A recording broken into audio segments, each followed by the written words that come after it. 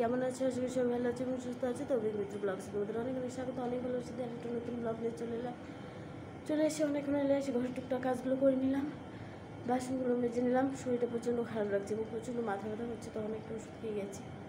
তো দেখি এখন ভাত খেয়ে আরেকটা ওষুধ কিনবো। একটু বড়া করে নিলাম, সকালে একটু ডাল করেছি।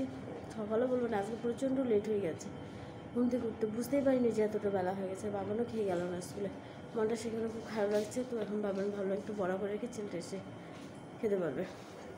বড়া হলে খাওয়াটা ভালো হয়, ডাল আছে, একটু সবজি আছে। তো বড়াগুলো হয়ে গেছে, ভাতটা এবার বেড়ে নেবো। দেখছি গলা দিয়ে আওয়াজই বের হচ্ছে না, কী করবো বলো তুমি? তোমাদের দাদাভাই স্নানে গেছে, ভাতটা বেড়ে নেই, দুজনে খেয়ে নেই। টাইমও হয়ে গেছে ডিউটি যাওয়ার।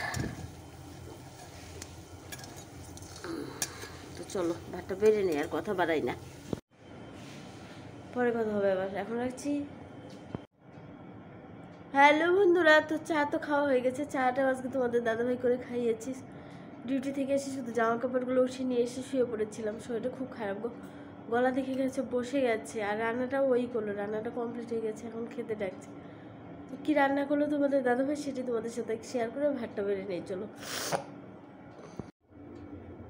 আলু বেগুন টমেটো দিয়ে মাছের ঝোল করেছে, এখানে মাছ ভাজা রয়ে গেছে, বড়া রয়ে গেছে, আর করেছি বিম আলু দিয়ে বিম আলু ভাজা। এই হলো রান্না আমাদের রাতের। তো চলো এখন ভাতটা বেড়ে নেই, খাওয়া দাওয়াটা সেরে নেই। বাবারও শরীরটা তেমন ভালো নেই, আমারও নেই, মা বেটা ওষুধ খেয়ে শুয়েছি।